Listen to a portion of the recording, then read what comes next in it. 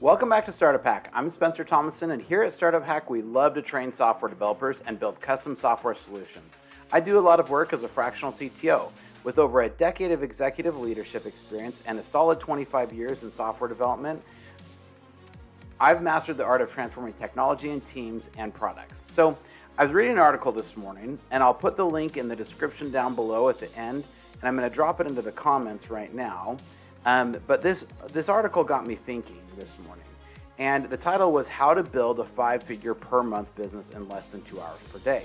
Now, the author gives a ton of really good points, and the article really intrigued me. And so as I read, I really liked what he had to say, and I wanted to go through the article with you a little bit here today, and then I'm going to tell you a little bit of my story and what I've found as I started my very first brand, and what I've found over the time as I've now started over 7 different brands, running multiple companies, and as I've helped other people as a fractional CTO start their companies. So let's dive in and get started today.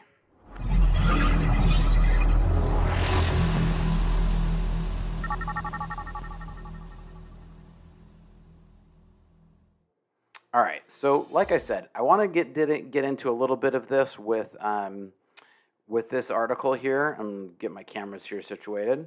So in this article, he talks about how to build a 5-figure per month business in less than 2 hours per day. Now, I'm going to focus a little less on the 2 hours per day.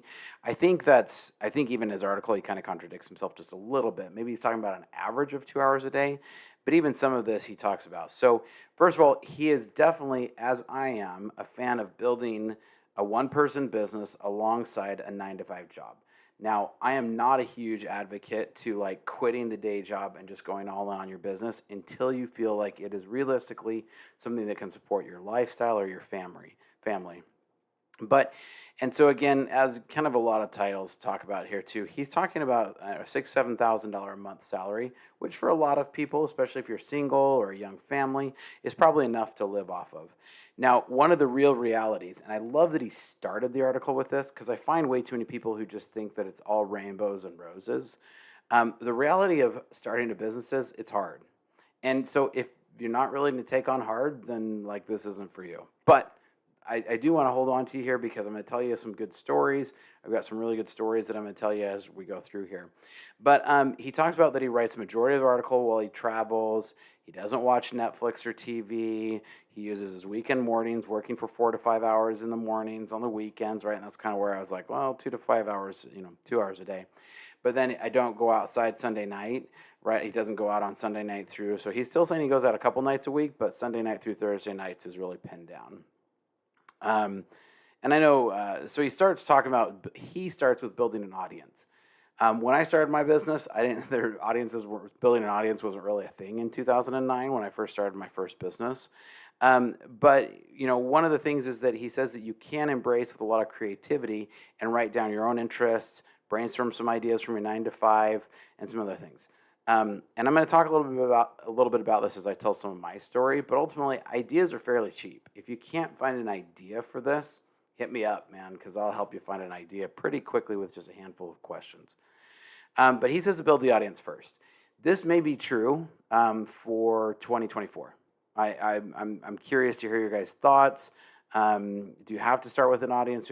Can you start with a product? He says then go on and focus to solve one customer's problems. Now, I'm going to agree with that part here. I think you can take a one customer niche, try to solve it, because challenge is if you can solve it for one customer. I know right now I'm talking with a client, and it was funny because I talked with him about he has system A that he needs to move some data to system B. And then as I've talked to other people in the industry, it's like I've already come across like 2 or 3 people that need this same data moved to between these same systems. There's an older system that nobody seems to be using anymore. And so it's interesting that as I thought I was just going to be doing a one-off custom software piece for somebody, and it turns out that I may even turn it into a product because it sounds like there's a lot of people struggling with this. So to his point, start with just solving one customer's problem.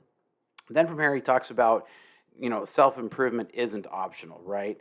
He says he invests the majority of his free time reading business and marketing and sales books, completing online courses, and getting coached by people who know what they're doing. So that part I totally agree with. Like, I get up every morning and I usually start with reading some scriptures, but then after that, I'm digging in and I'm reading for about an hour every morning.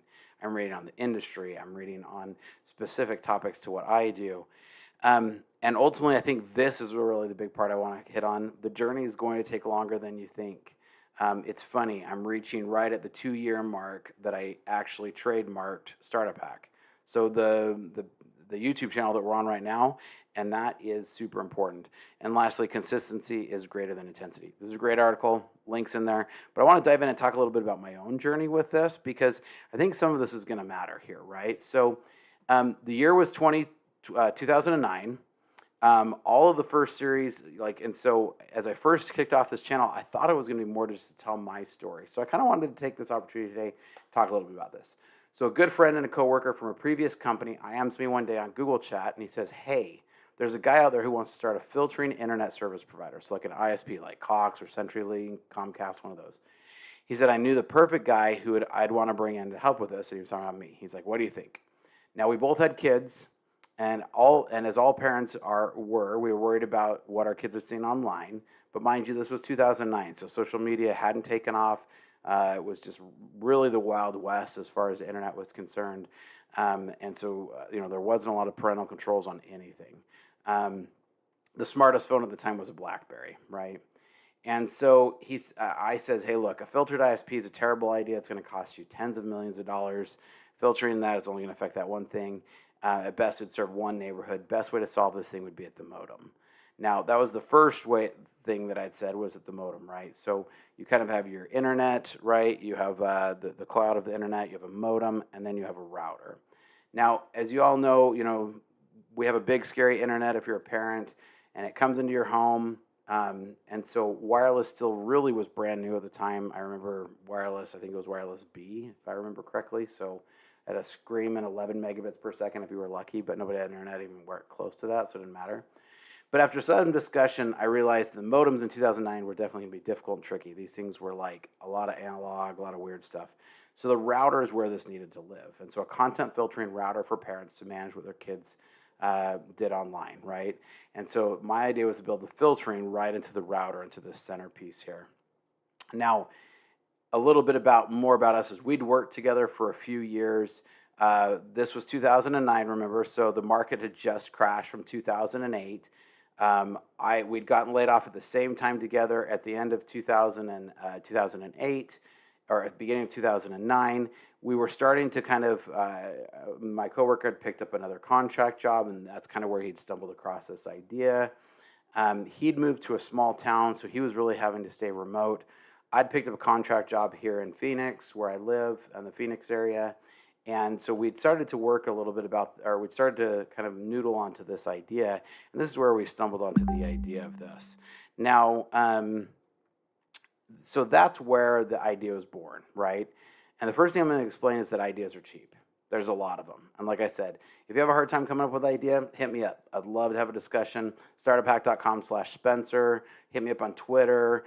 Leave a comment. Please, please, please leave comments. I love comments. Love, love, love comments. Love them while I'm live. Love them while I am, after the fact. I was actually just communicating with a guy in Ukraine on one of my other videos, which I thought was super cool.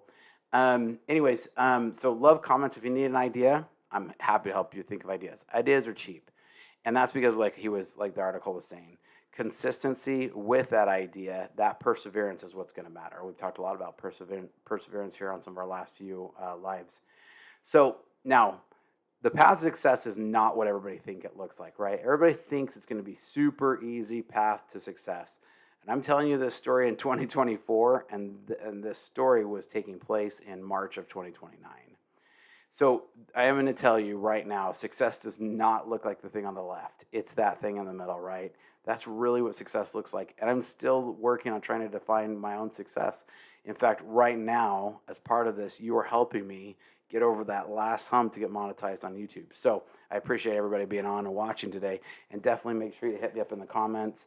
And make sure you share and like the videos, because that makes a big difference too. So anyways, success definitely looks like this one in the middle here. I love this quote from Steve Jobs. If you really look closely, most overnight successes took a really long time. I love this. We're going to talk a little more about this because it took Steve Jobs over 2 decades to become an overnight, air quotes, overnight billionaire with Apple. Microsoft founder Bill Gates founded the company in 1975, but it was 11 years before Microsoft went public, making him an overnight success worth $350 million after 11 years. It took Phil Knight over 10 years to grow Nike to even hit the $3 million gross revenue selling shoes, and 20 years before the company was even profitable, and almost 30 years to truly become a successful company. The point of this, as I'm telling you, is that it takes a lot of hacking, a lot of problem solving, and these hacks are what take, and that's the reason why I call it StartupHakk here, right? Is because it takes a lot of hacking and a lot of really hard perseverance. And I like this author that I was reading at the beginning because he's found this way to hack in his own life to keep a 9-to-5 job and still pick up this side hustle. So, let's keep digging in. So again, back to my story. It's 2009, March 2009. Idea was born. Neither of us could really work on this, so it was nights and weekends. And let me just tell you about that. It was nights and weekends. So I knew that the idea was to get the filtering into the router, right? Like that's really what we needed to do. We needed to be able to build it so that the filtering could be in the router. Now there was corporate level filters like servers, like Barracuda, SonicWall, Blue Coat, and some others that existed at the time. But no one had been able to take this and scale it down into a home router and made it easy enough for parents to build. So you can see that that's why in 2009, routers were still a brand new technology. I had actually just bought my first wireless router for our house maybe 2 years before, maybe.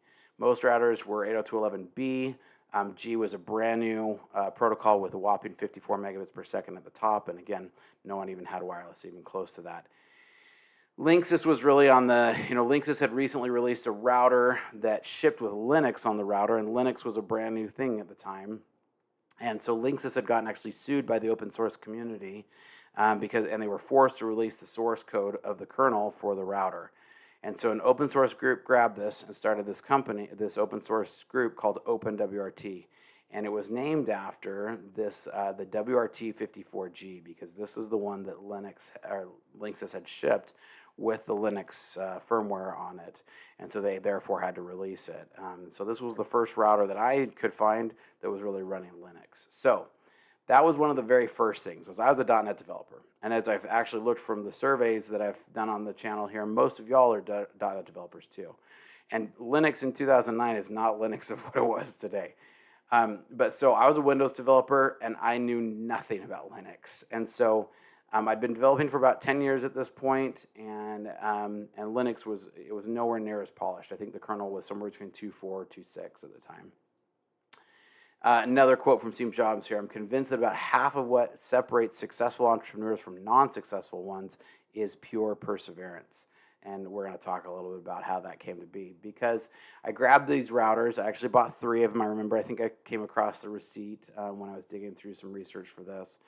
And I bought them on my own dime. Didn't know anything about setting up companies or anything like that. I was just a dumb developer at the time. And I started to install firmwares onto them. And this didn't require just hours. Like, this was days and days and days of digging. There was no YouTube. Google was really rough in 2009. There certainly wasn't a Udemy or another place that I could go get some online courses. I was slogging through forums with limited information, digging through code, and hundreds and hundreds and hundreds of trials of errors.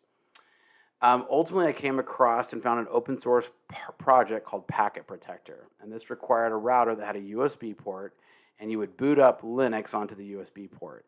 And it focused almost entirely on security. It was a reverse proxy, so it gave us a rough outline of what we were trying to do. There was no UI, and it certainly was not a commercial-ready product. So over months, I built over and over on Packet Protector. I spammed the poor creator of Packet Protector like crazy. I mean, I pretty much just told him what I was doing, and he didn't care. He was a super nice guy. I think his name was Charlie. He was really, really nice guy. So huge shout out to Charlie for Packet Protector. I think it was Charlie. Anyways, and so I started to learn, and every little time that I flashed a firmware, I learned a little bit more. And I didn't use any of the Packet Protector code, but it allowed me to flash over and over and kind of learn what they were doing, and then I started to write my own code. And so that's the first lesson of hacking that I could give. If you need a skill, learn it. Nothing beats in the end of acquiring a skill. Far too often, my approach by entrepreneurs who are said, "Well, I'm not technical. How do I find a technical co-founder? I'm just a business guy, and I need to attack a technical partner." And I'm like, my response is every single time is learn to code. become that technical co-founder. If you need a skill, dig in and learn it. And today, it's so much easier to learn than it was in 2009. Sorry to sound like that guy who sounded like, I walked up the hill both ways naked, etc., whatever. So much easier. But the problem that I was running into is that as I started to hack the router every single night, I came to this big problem. And this was really like hack number 2, is that and this time it literally was a hack, because I had to get the router to run. I had to get this stuff that, filtering at real time as the data came through internet speeds at real time to try to filter. Now, everybody had tried to tackle this using large servers, and servers were, definitely not what they are today, but they were still much more powerful. These were the specs that I was trying to get to run on this WRT54G. It had a 4 meg ROM, 16 meg RAM, 33 megahertz processor. And so there was literally no space. To put this in comparison, the lowest iPhone, the very first one, has 64 gigs of ROM and 4 gigs of RAM as of today. That's less than 1/160th of the space of an iPhone. It had less than one song worth of, so an MP3 has less than one worth of that of the space, right? RAM was about the same size. So it was like programming a machine that compared to computers 15 years before. Oh, and it didn't have a screen either, so you had to log in and do everything command line. So basically, I was trying to do what you needed to do on a server with the power of a microwave and a toaster, maybe combined, maybe, if I was lucky. So imagine trying to program a toaster or a microwave oven, right? Like, that's how much I had to work with. So I cracked open the router. I started soldering. I literally soldered an SD card. I was following a whole bunch of different posts, a whole bunch of different forums, and as I was following these forums, I basically soldered this SD card on and was able to get Linux to trick it into thinking that it had more RAM than it had, so that I could get the RAM to run on a RAM disk and basically mount the SD. So first I had to mount the SD card, which was the first thing to get it to do, and then I had to get it to trick it into thinking that there was a swap file, and I got the Linux kernel to load every time. So basically tricked the Linux kernel into using this memory as RAM memory, and these are some pictures from where I was like trying to get it to solder up. It was crazy. This is actually an original forum post you can see on this. Now, if you note that this post was posted at 8:35 GMT in Arizona. So now Arizona is -7, so this means I posted this at 1:35 in the morning. And this is a legit post. Like, I actually went and found the post, which was actually kind of fun. So this is April of 2009. And I had to I had this base, and I could actually get it to boot up on Linux. I could get it to work. And then now I needed to figure out how to do the reverse proxy so that I could get the filtering to work. And I just kept hacking this together step by step.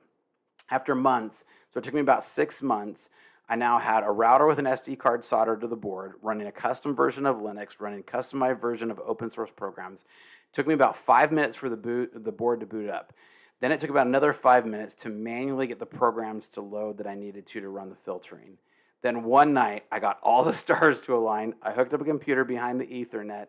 Wi-Fi wasn't working, and I typed in playboy.com into the browser and hit enter. And drum roll, I got a block page. The filtering application had worked, and it blocked the page, and then the entire kernel crashed. It literally crashed just because it couldn't even handle loading up the one page. So, but I'd successfully gotten it to detect a porn page, block it, and stop my browser from going there. This was a success. And so I remember after, like 3 to 6 months of grinding on this while I had a day job, I'd proved that I had a fully working proof of concept. Great. Now what? Right? Success, right? No. Keep in mind, I had a day job, 4 kids, many other demands. So I hacked on this between 8 p.m. to 2 a.m. pretty much relentlessly every single night for about 3 solid months. And that's really the third hack here, right? Is that you're going to hear me talk about this a lot. If you really want something, you have to be so passionate about solving it that it is more important to you than sleeping. And so after getting all this, we started to think out and prove out the business about how this was going to work. So that was just kind of my story to how I launched this. What this turned into is cleanrouter.com, where we filter internet for parents and to help keep kids safe online. And we've now sold, I think last tally was around over 50,000 of these units. It's a lot of units. We've had a lot of success. Not all the success we have, and I'll talk more about that. But this has been what's leveraged me into learning a lot about launching my own businesses.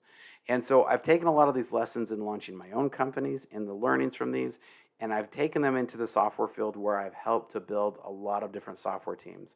Over the last 2 years, I've actually helped to launch 4 different software teams, and we're now going into launch 3 different more teams over the next coming 6 months. So I'm really excited. I love and I'm passionate about building software. As always, guys, I've blabbered here for a long time. Like, subscribe, leave a comment. I love hearing from people. I love chatting with people.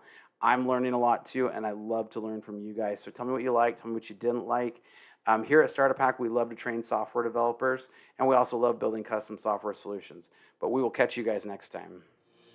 Make sure you like and subscribe to the channel because we bring you lots of great tutorials and tips that every developer should know. See you next time.